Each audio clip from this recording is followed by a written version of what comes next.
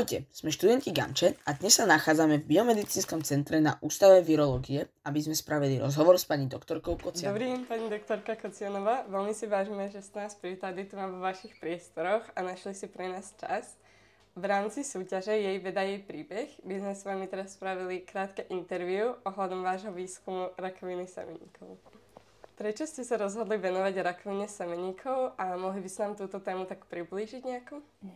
Po skončení vysokej školy som nastúpila na doktorandské štúdium pod vedením doktorky Goliáš, ktorá sa venuje metabolizmu nádorových buniek.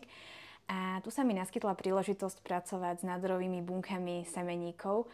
A odvtedy sa venujem tejto téme, ktorá je pre mňa takou fascinujúcou oblasťou výskumu, nakoľko rakovina semeníkov je špecifickým nádorovým ochorením, a to napríklad aj preto, že postihuje najmä mladých mužov, čo je taká rarita v porovnaní s inými nádorovými ochoreniami, ktoré sú väčšinou diagnostikované s pribúdajúcim vekom.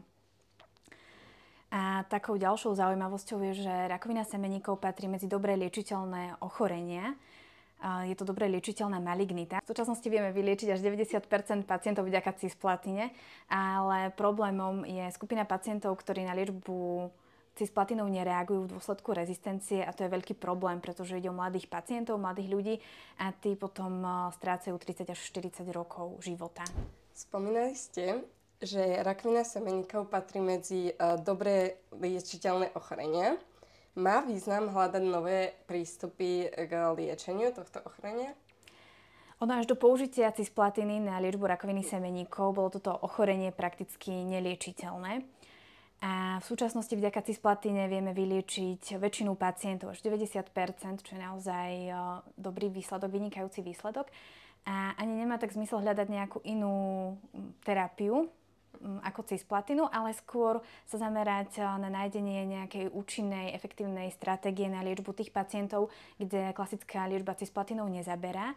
No a potom ďalšia taká snaha je minimalizovať škodlivé účinky cisplatiny, vedľajšie účinky cisplatiny, pretože hoci cisplatina je veľmi efektívna na liečbu rakoviny semeníkov, tak je pomerne toxická a táto toxicita sa môže prejaviť aj oneskorene. Čo vás pri výskume najviac motivuje a baví? A po prípade, prečo by sa aj ostatní ľudia mali zapojiť do tohto výskumu rakoviny? Tak baví ma to, že každý deň sa môžem dozvedieť niečo nové. Je to veľmi také pestré povolanie, nie je stereotypné, ale na druhú stranu si vyžaduje veľkú dávku trpezlivosti. A výskum rakoviny je z pohľadu vedca fascinujúci, zaujímavý a na druhú stranu z toho ľudského pohľadu veľmi potrebný a dôležitý.